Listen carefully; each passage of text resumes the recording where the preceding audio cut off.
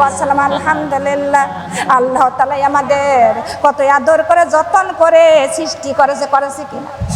মানুষকে সারা জাহানের মধ্যে যত জীব সৃষ্টি করেছেন আমার রব্বুল আলামিন, সমস্ত জীবের চাইতে মানুষ করেছে সর্বশ্রেষ্ঠ সেরা।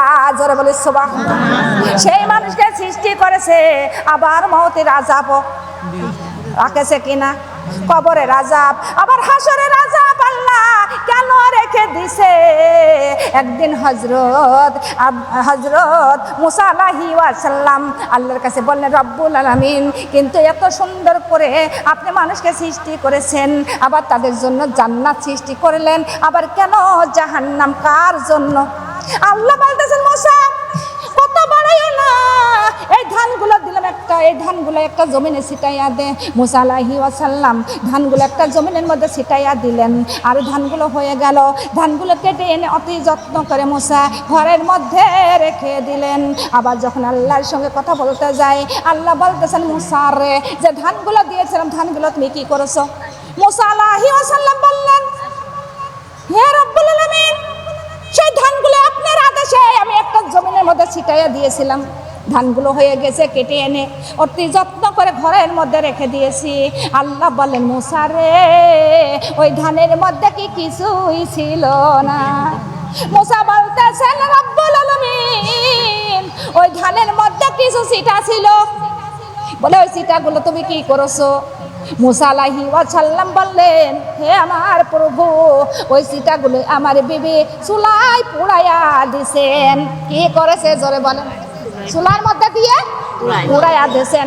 আমার আল্লাহ বললেন, মুসা, তোমার বিবি ওই চুলায় ছিটাগুলো পুড়াইয়া দিল, তোমাদের কারোর কি কোনো মায়া দয়া করল না? মুসা বলতেছেন, রব্বুল আলামিন, ওরে যার মধ্যে দানা নাই তার উপরে কোনো মহব্বত নাই। আছে? জোরে বলেন। যার মধ্যে দানা নাই, চিটার বস্তা চোর ডাকাতিও নেয় না, কোনো হাঁস মুরগিতেও খায় না, চিটার পরে কোনো মহব্বত আছে? দুনিয়ার মাবনগা। তখন আল্লাহ বলতেছেন, মুসা, ওই চিটার উপরে তোমাদের মহব্বত নাই, বেনামাজির উপরে আমার আল্লাহর কোনো মহব্বত নাই। কথা বলেন, নাই। বেবিচারের উপরে কোনো মহব্বত থাকবে আল্লাহর?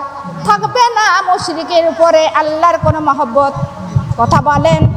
খারাপ লোকের উপরে কোনো মহব্বত আল্লাহর থাকবে? জোরে বলেন।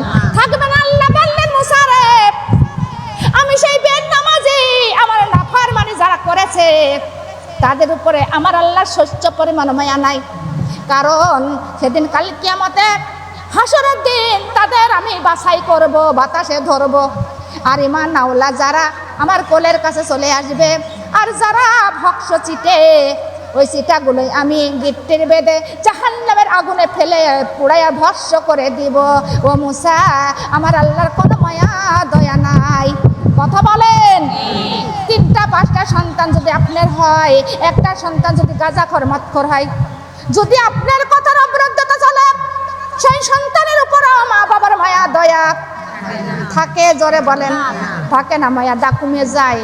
আমার আল্লাহ না জানি তার বান্দা বান্দির উপরে কত মায়া, কত দয়া, কিন্তু সেই বান্দা বান্দির উপরও মায়া দেয়া থাকবে না কার্যকলাপের জন্য। কথা বলেন, জোরে বলেন। হে দুনিয়ার মা বোনগা, যেদিন হাসরের মাঠ হবে, যেদিন রব্বুল আলামিন বিচার করবেন, আল্লাহ বলেন, মালিক ইয়াউমিদ্দিন। আল্লাহ বলতেছে, আল্লাহ হলেন কিয়ামত দিবসের মালিক, আল্লাহ হলেন বিচারের মালিক। আল্লাহর বিচারের মধ্যে কোনো সন্দেহ, আল্লাহর বিচারের মধ্যে কোনো ভুল, আল্লাহর বিচারের মধ্যে কোনো ভেজাল নাই। আল্লাহ করবেন সর্বশ্রেষ্ঠ সেরা বিচার, আল্লাহ করবেন সঠিক বিচার। আল্লাহর বিচারের মধ্যে কোনো ভুল থাকতে পারে? জোরে বলেন। এ দুনিয়ার মা বোনগো, সেই দিন আল্লাহ বলবেন, আমার পাগলরা, আমার ইবাদতে কারা পাগল ছিলে তারাই আমার কাছে চলে এসো। যারাই আমার ইবাদত করেছো, ও পাগলেরা, তোমরা আমার কাছে চলে এসো। আল্লাহর আমাদের পার কত মায়া, কত দয়া। কেননা 100 ভাগ মায়া করা হয়েছিল। কয় ভাগ? 100 ভাগ, 1 ভাগ মেয়া সারা জাহানের উপরে দোয়া হয়েছে, আর 99 ভাগ মেয়া আমার আল্লাহ নিজেই কাছে রেখে দিয়েছেন। জোরে বলি সুবহানাল্লাহ। লা ইলাহা কালিমা লা রসাতি লা ইলাহা ইল্লাল্লাহ লা ইলাহা ইল্লাল্লাহ কালিমা লা ইলাহা ইল্লাল্লাহ আমার হায়াতে বুঝি ফুরাইল রে আমার সময় বুঝি হইল রে আজরাইল বসলো আমার ঘাড়ে আজরাইল বসলো আমার ঘাড়ে ও আজরাইল শোনো না ঘাড় আমার ছাড়ো না আসরের নামাজ আমার কাজা হইয়াছে মাগরিবের নামাজ আমার কাজা হইয়াছে লা ইলাহা ইল্লাল্লাহ ঠান্ডা কালিমা লা ইলাহা ও বান্দা তুই কি করলি ও বান্দা তুই কি ছাড়লি আসরের নামাজ হবে জান্নাতের শাড়ি মাগরিবের নামাজ হবে কবরের বাতি লা ইলাহা ইল্লাল্লাহ কালিমা লা ইলাহা ইল্লাল্লাহ আমার হায়াতে বুঝি ফুরাইল রে আমার সময় বুঝি হইল রে আজরাইল বসলো আমার হাঁটুর উপরে আজরাইল বসলো আমার বুকে ও আজরাইল শোনো না বুক আমার ছাড়ো না ইশারের নামাজ আমার কাজা ইশারের নামাজ আমার কাজা হইয়াছে লা ইলাহা ইল্লাল্লাহ কালিমা লা ইলাহা ইল্লাল্লাহ কালিমা লা ইলাহা ও বান্দা তুই কি করলি ও বান্দা তুই কি ছাড়লি ইশারের নামাজ হবে জান্নাতের চাবি ইশারের নামাজ হবে জান্নাতের চাবি লা ইলাহা ইল্লাল্লাহ কালিমা লা ইলাহা কালিমা লা ইলাহা ইল্লাল্লাহ মুহাম্মাদুর সাল্লাল্লাহু আলাইহি ওয়াসাল্লাম আলহামদুলিল্লাহ কখন যেন চলে আসবে আজরাইল আসে আমাদের বুকের উপরে যখন বসবে আজরাইলকে আমাদের একটা আমল করার সময় দেবে জোরে বলেন এক ওয়াক্ত নামাজ পড়া কোরআন পড়া দান খয়রাত করা কোনো তার সুযোগ আজরাইল দিবেন না সেই মওত আমাদের সামনে না পিছনে কথা বলেন আমাদের সামনে কখন যেন আজরাইল চলে আসে মাগো সেই দিন আফসোস করলে এক ওয়াক্ত নামাজ পড়া যাবে যাবে না কত সময় ব্যয় করতেছো অন্য কাজে কথা বলেন হে দুনিয়ার বাবনগা আল্লাহ বলেন ওয়ায়ু কেমন সালাত সালাত কায়েম করো আল্লাহ রাসূল একদিন মসজিদের মধ্যে যে বলতেছে হে আমার উম্মতরা শুনে নাও নামাজ হলো জান্নাতের চাবি বেহেশতের চাবি আর সালাতু মিফতাহুল জান্নাত আর নামাজ হলো জান্নাতের চাবি বেহেশতের চাবি নামাজ ছাড়া কেউ জান্নাতে যেতে বেহেশতে যেতে পারবে না কথাটা কার আল্লাহ সর্বশ্রেষ্ঠ ইবাদত হলো নামাজ আর ওই হাসরের ময়দানে প্রথম হবে নামাজের হিসাব কিসের হিসাব জোরে বলেন নামাজের হিসাব প্রথম সাবজেক্টই যদি ফেল করেন আর সাবজেক্টের কোনো দরকার আছে আগে পাশ করতে হবে নামাজে কিসে জোরে বলেন নামাজে দুনিয়ার বাবুন কথা শুন আল্লাহ রাসূল বললেন আসসালাতু মিফতাহুল জান্নাত নামাজ হলো জান্নাতের চাবি বেহেশতের চাবি এই কথাগুলো শোনার পর সমস্ত সাহাবারা আনন্দিত হয়ে গেল একটা সাহাবী বাড়িতে চলে গেল বাড়িতে যায় বিবিকে বলতেছে বিবি আল্লাহর নবী একটা সুসংবাদ দিয়েছে বলে কি সুসংবাদ বলতেছে বিবি রে আল্লাহ রাসূল বলেছেন নামাজ হলো জান্নাতের চাবি বেহেশতের চাবি আর নামাজ ছাড়া কেউ জান্নাতে যেতে বেহেশতে যেতে পারবে না রে বিবি আজকে থেকে জীবন গেল আমরা নামাজ ছাড়বো না জোরে বলি সুবহানাল্লাহ এমন কথা শুনে বিবির চোখ দিয়ে পানি পড়তেছে, ঝর্ণার মতো গালি বেয়ে বেয়ে পানি পড়তেছে। সাহাবীর নামটা ছিল আব্দুল্লাহ আনসারী। আব্দুল্লাহ আনসারী বললেন, বিবি কাঁদতেছ কেন? বলতেছে, কাঁদতেছ কেন? বলতেছে, স্বামী গো, এত বড় সুসংবাদ শুনে কাঁদতেছি। কেন না? আমাদের কেমন করে আমরা নামাজ আদায় করব? আমাদের একটা বস্ত্র ছাড়া দুইটা বস্ত্র নাই, কিন্তু দুইজনা একটি বস্ত্র আমরা পরে, কিন্তু নামাজ আদায় করব কিভাবে? আব্দুল্লাহ আনসারী বলতেছেন, স্বামী গো, আব্দুল্লাহ আনসারী বলেন, বিবি ঘরের মধ্যে একটা গর্ত কেটে নিব, আর গর্তের মধ্যে আমি যখন থাকবে তুমি তখন নামাজ আদায় করবা, আর আমি যখন থাকবো তুমি তখন নামাজ আদায় করে নিও। তুমি থাকলে আমি নামাজ আদায় করে নিব। জোরে বলি সুবহানাল্লাহ। ঘরের মধ্যে একটা শরীয়তের মতামত, একটা বক্সমের একটা গর্ত কেটে নিলেন। গর্ত কেটে নেওয়ার পর যখন বিবি গর্তের মধ্যে থাকে, আব্দুল্লাহ আনসারী তাড়াতাড়ি করে নামাজে চলে যায়। মসজিদ থেকে নামাজ আদায় করে তাড়াতাড়ি করে চলে আসিয়া তখন গর্তের মধ্যে ঢুকে যায়। আরে বিবি ওই বস্ত্রটা পরে তখন নামাজে দাঁড়িয়ে যায়। ধরে বলে সুবহানাল্লাহ, লা ইলাহা কালিমা লা ইলাহা। নামাজি হচ্ছে জান্নাতের চাবি, হাদিসে তাই আমার নবী কয়। নামাজি হচ্ছে জান্নাতের চাবি, হাদিসে তাই আমার নবী কয়। নামাজ ছাড়া জান্নাতে যাওয়া কারোর পক্ষেই সম্ভব নয়।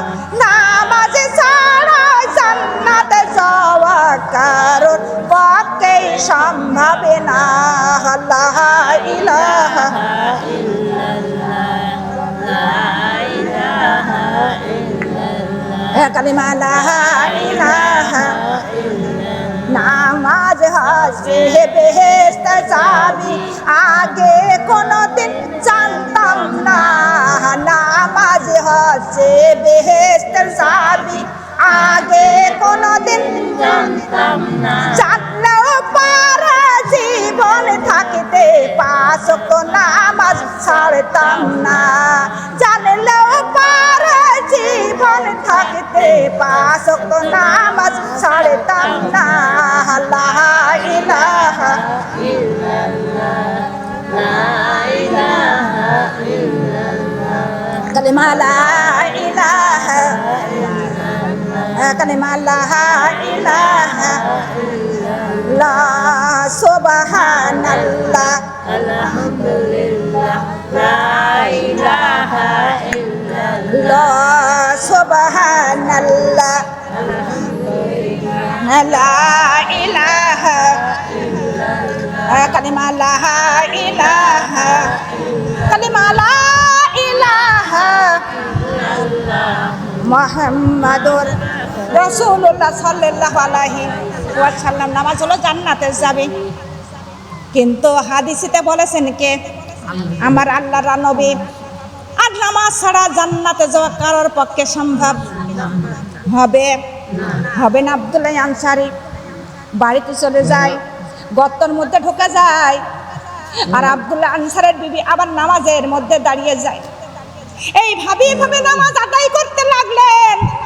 আব্দুল্লাহ আনসারী মসজিদে যাইয়া তাড়াহুড়া করে চলে আসে। সবাই তাদের লক্ষ্য করতে লাগলেন। সবাই তখন আল্লাহ রাসূলের কথা বলতে লাগলেন, আল্লাহর নবী গো, আব্দুল্লাহ আনসারী কি হয়েছে? আজ কয়েকদিন দেখতেছি তাড়াহুড়া করে আসে, আবার তাড়াহুড়া করে বাড়িতে চলে যায়। কি হয়েছে? আল্লাহ রাসূল বলতেছে, ঠিক আছে, আমি তো লক্ষ্য করতেছি, কিন্তু আব্দুল্লাহ আনসারী কেন এরকম তাড়াহুড়া করে বাড়িতে যায়?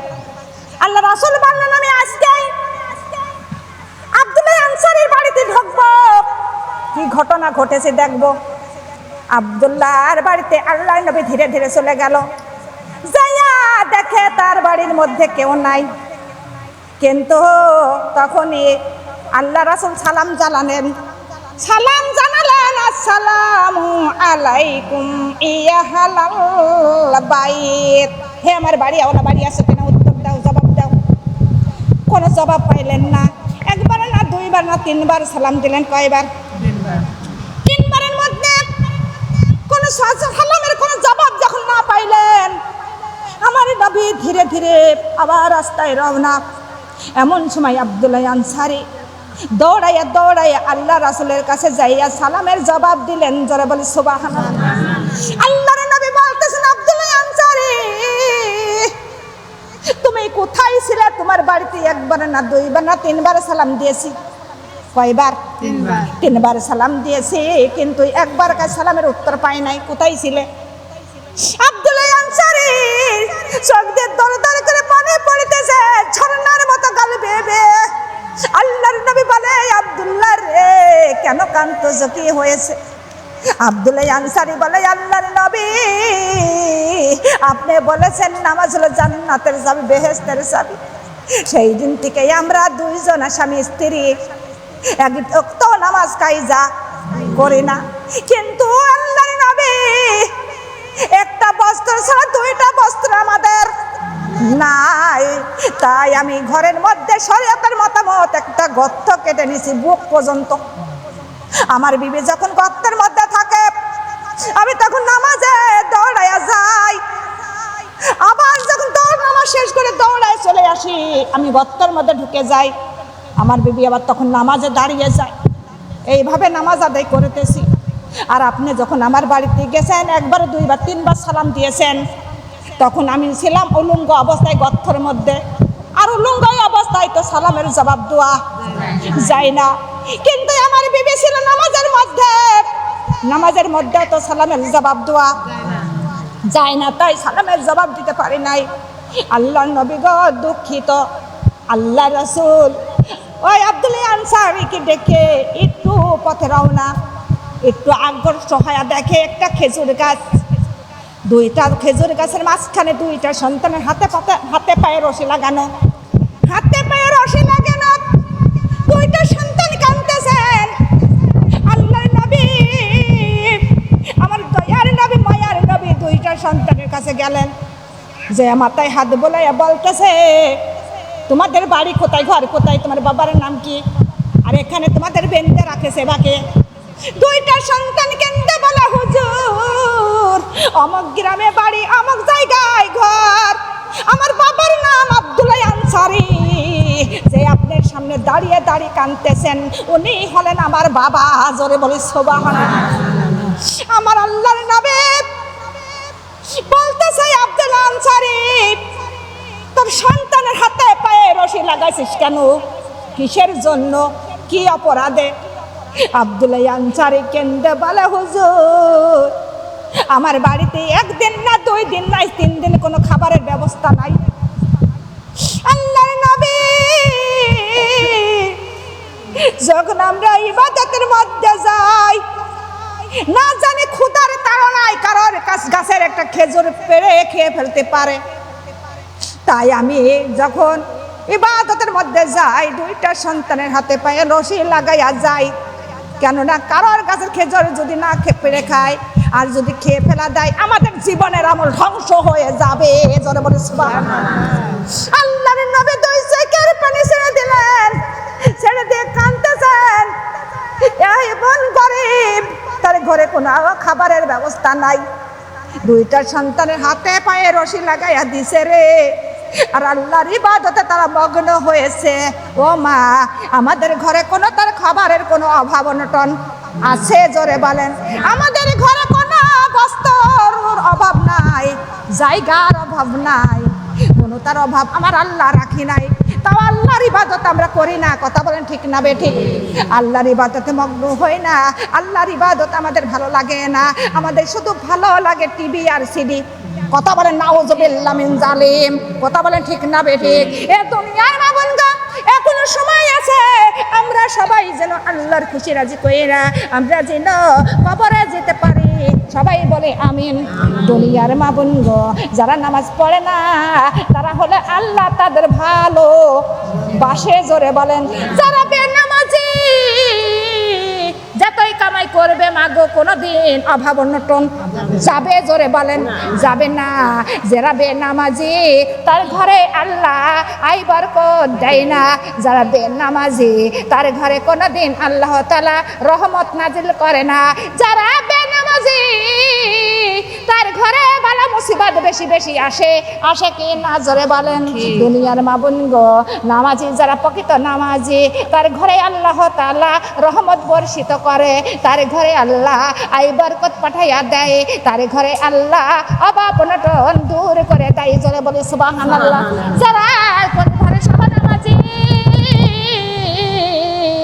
আল্লাহ তাআলা তার ঘরে শান্তি বর্ষিত করে কথা বলে ঠিক না বেঠিক দুনিয়ার মা বোন গো কিন্তু নামাজ পড়তে হবে প্রথম নম্বরে নামাজ পড়তে হবে কিন্তু শুধু নামাজ পড়লেও হবে না যখন নামাজ শুরু করবেন সেই দিন থেকে মিথ্যা কথা ছাড়তে হবে কথা বলেন না কেন যেদিনে নামাজ শুরু করবেন মিথ্যা কথা ছেড়ে দেবেন যদি মিথ্যা কথা বলেন কিন্তু সেই নামাজ কোনো দিনও হবে জোরে বলেন নামাজ পড়বেন আর মিথ্যা কথা কবেন মিথ্যা কথা কওয়া যাবে না যখনই নামাজে ঢুকে যাবেন নামাজের মধ্যে তো সেই দিন থেকে মিথ্যা কথা ছেড়ে দিতে হবে কথা বলেন ঠিক না বেঠিক দুনিয়ার মা বোন গো যেই দিন আপনি পর্দা করা শুরু করবেন সেই দিন থেকে মানুষের গীবত করা ছেড়ে দিতে হবে কথা বলেন গীবত করা যাবে না যেই দিন থেকে আমরা কোরআনের মধ্যে ঢুকে যাব যেই দিন কোরআনের মধ্যে ঢুকে যাবেন কোরআনটা পড়বেন সেই দিন থেকে কোনো কারোর সঙ্গে খারাপ ব্যবহার করা যাবে কি জোরে বলেন মা বাবার সঙ্গে ভালো ব্যবহার করতে হবে প্রতিবেশীর সঙ্গে ভালো ব্যবহার আত্মীয় স্বজনের সঙ্গে ভালো ব্যবহার কোরআন পড়লে খারাপ ব্যবহার করা খারাপ ব্যবহার ছেড়ে দিতে হবে কথা বলে ঠিক না বেঠিক কিন্তু একটা করবেন আর একটা আপনি ছাড়তে হবে হবে কি না দুনিয়ার মা বোন গো আমরা এগুলা ছাড়তে রাজি আছি কিনা কথা বলেন আমরা কার খুশি করব আল্লাহর খুশি করব আমরা আল্লাহর খুশি রাজি কইরা আমরা যেন কবরে যেতে পারি জোরে সবাই বলেন আমিন লা ইলাহা কালিমা লা ইলাহা সুবহানাল্লাহ আলহামদুলিল্লাহ লা ইলাহা কালিমা লা ইলাহা ও আল্লাহ আল্লাহ গো মরণের ভয়ে আমি কোথায় পালাবো ও আল্লাহ আল্লাহ গো মরণের ভয়ে আমি কোথায় পালাবো ও আল্লাহ আল্লাহ গো আজরাইলের ভয়ে কার কাছে যাব যেদিকে যাই সেই দিকে আজরাইল যেই দিকে যাই আজরাইল পেছন ছাড়ে না আল্লাহ আল্লাহ গো মৌতের ভয়ে কোথায় পালাবো ও আল্লাহ আল্লাহ গো আজরাইলের ভয়ে কার কাছে যাব ডানে তাকাই বামের তাকাই ডানে তাকাই বামের তাকাই আজরাইল সামনে হাজির আল্লাহ আল্লাহ গো মৌতের ভয়ে কোথায় ও আল্লাহ আল্লাহ গো মৌতের ভয়ে কোথায় পালাবো কোন দিকে পালানো যাবে কি যাবে না লোহার সিন্ধুকের মধ্যে যদি থাকেন মা গো ওখানে আজরাইল ঢুকতে পারে কি না এই দুনিয়ার মা বোন গো তাই আজকে থেকে আমরা নামাজ শুরু করব আজকে থেকে মিথ্যা কথাও ছেড়ে দেব কথা বলেন না কেন আজকে থেকে পর্দা করে শুরু করব আমরা মানুষের গীবত করাও ছেড়ে দেব কথা বলেন আমরা কোরআনের মধ্যে আজকে কোরআন আমরা বুকেটা তুলে নিব আর মানুষের সঙ্গে খারাপ ব্যবহার করাও ছেড়ে দেব কথা বলেন না কেন ও দুনিয়ার মা বোন গো কোরআনের অনুযায়ী চলবো কার অনুযায়ী কোরআনের অনুযায়ী যে ব্যক্তি চলে তার ঘরে কোনোদিন অশান্তি হয় জোরে বলেন কোনো অশান্তি নাই দুনিয়ার মা বোন গো পর্দা করতে হয় পর্দাটাও আল্লাহর হুকুম নামাজ আল্লাহর হুকুম রোজা রাখো আল্লাহর হুকুম নামাজ যেমন ফরজ রোজা যেমন ফরজ পর্দাটাও তেমনি ফরজ ও মাগো কোন জাতি কিভাবে চললো ওটা আমাদের দেখার আছে। আমরা হলাম মুসলিম, কথা বলেন। কেটা কিভাবে জিন্সের প্যান্ট পরলো, কেটা কিভাবে চুল এড়া দিয়ে চললো ওটা আমাদের দেখার নাই, দেখার আছে। আমরা হলাম মুসলিম, আমরা কি জোরে বলেন মুসলিম, এবং আমরা হলাম আখিরি নবীর উম্মত, জোরে বলে সুবহানাল্লাহ। দুনিয়ার মা বোনেরা কেটা কিভাবে চলতেছে বেল্লা ভাবে ওটা আমাদের দেখার, কে পরপুরুষের হাত ধরে চলতেছে ওটা আমার দেখার নাই, আছে জোরে বলেন। ওটা আমরা দেখবো না, কেননা আমরা হলাম আখিরি নবীর উম্মত, আমাদের পরিচয় হলো মুসলিম, জোরে বলে সুবহানাল্লাহ। কথা বলেন ঠিক না বেটি? আপনি মনে করবেন অমকের মেয়ে আম্মা চলতেছে আমু চলবো, অমকের বিবি চলতেছে আমু আম্মা চলবো, এটা করা যাবে না। কিন্তু কিভাবে চললো ওটা আমাদের দেখানো নাই। কিন্তু আমরা কবরে চলে যাব, আমাদের মনে মনে ভাবতে হবে না রে আমরা হলাম আখির নবীর উম্মত, আমাদের পরিচয় হলো আমরা হলাম মুসলিম, জোরে বলি সুবহানাল্লাহ। কথা বলে ঠিক না বেঠিক কথা? এ দুনিয়ার মা বোনগা আজ বাদে কালকে চলে যাবে কবরে, কবরে গেলেই আমাদের হিসাব শুরু হবে কিনা, জোরে বলো। জীবনের হিসাব দুয়াই লাগবে, লাগবে কিনা লাগবে মাগো। ওই কবরের সমস্ত হিসাব আমাদের দিতে হবে, আমাদের হিসাব একজনের, আপনার হিসাব আপনার দোয়া লাগবে, কেউ দিয়ে দেবে, কেউ দিয়ে দিবে না। ওই কবরের মধ্যে আপনার হিসাব আপনার দোয়া লাগবে। যখন মন কান নকির এসে বলবে মান রব্বুকা মা দিনুকা মান নাবিয়ুকা, কয়টা প্রশ্ন? তিনটা। না পারলে প্রশ্নের জবাব শুরু হবে কবরের আযাব। রব আমার আল্লাহ, আমাদের রব আল্লাহ। ধর্ম হলো ইসলাম, ধর্ম কি জোরে বলেন? ধর্ম আমাদের ইসলাম, আমাদের নবী মুহাম্মদ সাল্লাল্লাহু আলাইহি ওয়াসাল্লাম। ধর্মটা কি জোরে বলেন? আমাদের ধর্ম ইসলাম। তাহলে সে ইসলাম আমাদের মানার দরকার, সে ধর্ম মানার দরকার আছে কি না? কোন জাতি কিভাবে চললে মাগো ওটা আমাদের দেখার নাই, আমরা ওটা দেখবো না। কার সন্তানের কিভাবে পোশাক পরাইছে ওটা আমাদের দেখার নাই।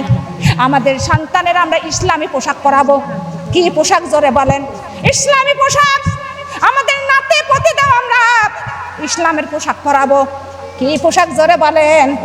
কার ছেলে মেয়ের ওরা জিন্সের প্যান্ট পরাইতেছে ছোট ছোট খাটো খাটো ওটা আমাদের দেখার নাই। আমাদের পরিচয় হলো, আমাদের ধর্ম হলো কি ধর্ম? কি কথা বলেন? ইসলাম। কিন্তু আমরা আমাদের পরিচয় ইসলামের পরিচয়, আমরা মুসলিম, কিন্তু আমরা ইসলাম ধর্ম অনুযায়ী চলবো। কথা বলেন ঠিক না বেঠিক? ও দুনিয়ার মা বোন গো, কিন্তু কবরে যাওয়াই লাগবে। ওমর ফারুক রাদিয়াল্লাহু তাআলা মৃত্যুবরণ করেছে, কিন্তু কবরের মধ্যে, সে কবরের মধ্যেই আছে। এমন সময় একটা বুজুর্গ স্বপ্ন দেখলেন, ওই ওমর ফারুকের স্বপ্ন দেখে বলতেছে, ভাই ওমর আপনার মৃত্যুর বয়স কত? বলে 12 বছর। কয় বছর? 12 বছর। এই 12 বছরের মধ্যে ভাই আপনি কি প্রশ্নের জবাব আল্লাহর কাছে পাইরা দিয়েছেন? ওমর ফারুক বলতেছে, ভাই আমার একটা প্রশ্নের জবাব দিতে দিতে 12 বছর কেটে গেছে। এই মুহূর্তে একটা প্রশ্নের জবাব কেবল শেষ হলো। জোরে বলে সুবহানাল্লাহ। ওমর ফারুকের মতো লোকের একটা প্রশ্নের জবাব দিতে দিতে যদি 12 বছর কেটে যায়, আপনার আমাদের কি হবে? জোরে বলেন, কথা বলেন। যে ওমর ফারুক আল্লাহর নবীর সাহাবা, সেই ওমর ফারুকের প্রশ্নের জবাব দিতে, যদি একটা প্রশ্নের জবাব দিতে মাগো যদি 12 বছর কেটে যায়, আপনার আমাদের কি হবে? কিন্তু আমাদের কি কোনো ছাড় আছে? কথা বলেন, কারো ছাড় নাই। হ্যাঁ, ছাড় পাওয়া যাবে যদি আজকে, যদি আপনি রাতের অন্ধকারে যদি আল্লাহর কাছে অনুতপ্ত হন, আল্লাহর কাছে ক্ষমা চেয়ে নেন, হে আল্লাহ আমি এতদিন ধরে যা করেছি, ভুল করেছি, আমি আর করব না, আজকে থেকে তোমার পথে আমি ফিরে গেলাম। আল্লাহ বলে ইহদিনাস সিরাতাল মুস্তাকিম। আল্লাহ বলে বান্দারে তোমরা সরল সঠিক পথ ধরো, আর সরল সঠিক পথই হলো আল কোরআনের পথ। জোরে বলে সুবহানাল্লাহ। আল কোরআনের পথ। কবরে যাওয়ার সঙ্গে সঙ্গে আপনার আরবিতে প্রশ্ন করবে। কিসে প্রশ্ন করবে? জোরে বলেন, আরবিতে। সেই দিন আপনি বুঝতে পারবেন যে কেন রে দুনিয়ার মধ্যে ছিলাম কত বছর, কিন্তু কেন কোরআনটা শিখি নাই, কেন কোরআনের অনুযায়ী চলে নাই, এর কোরআন কেন আমরা শিখি নাই। ও দুনিয়ার বাবুন গো, সেই দিন আফসোস করলেও কোনো লাভ হবে? জোরে বলেন। হাসরের ময়দানে যেদিন উঠবেন, সেই দিন কোরআনও হাজির হয়ে যাবে। কোরআনটাই আল্লাহর কাছে সাক্ষ্য করে দিতে থাকবে। দুনিয়ার মা বোন গো, যারা কোরআন শেখেন নাই কিন্তু সেই দিন তারা আফসোস করবে, হে আল্লাহ আমরা কেন সেই দুনিয়ার মধ্যে ছিলাম, কেন কোরআন শিখি নাই। ওই সময়ে কোরআনটা হাজির হয়ে যাবে মা গো, রোজা হাজির হয়ে যাবে, নামাজ হাজির হয়ে যাবে। আপনার পক্ষে তারা স্বাক্ষর দিবেন আমার আল্লাহর কাছে, জোরে বলে সুবহানাল্লাহ। আর যারা কোরআন শিখে নাই তারা আফসোস করবে, আফসোস করলেও কোনো লাভ হবে, জোরে বলেন। সেই দিন তাদের যারা বেনামাজি, কোরআনটা মানে না, কোরআন পড়ে না, নামাজ আদায় করে না, সেই দিন তার বিরুদ্ধে তারা কথা বলবে, কথা বলেন ঠিক না বেঠিক? যেই দিন তাদের কোনো উপায় থাকবে না, আল্লাহ বলেন হাজিহি জাহান্নাম লাতি কুনতুম তুআদুন। আল্লাহ বলতেছেন, আল্লাহ বললেন সেই দিন আল্লাহ বলবেন, হে অপরাধীরা, তোমাদের এই সেই দোজখ যার প্রতিশ্রুতি তোমাদের দোয়া হইতো। প্রতিশ্রুতি মানে কি? তোমাদের দোজখের কথা শোনানো হতো। এই দেখো সেই দোজখ, ইসলাউহাল বিমা কুনতুম তাকফুরুন। দুনিয়ার মা বোন গো, সেই দিন বলবে হাই সেই দোজখ, এখানে তোমরা প্রবেশ করো, তাতে তোমরা অবিশ্বাস ছিলে। কি ছিলে যারা বলেন? অবিশ্বাস করেছিলে।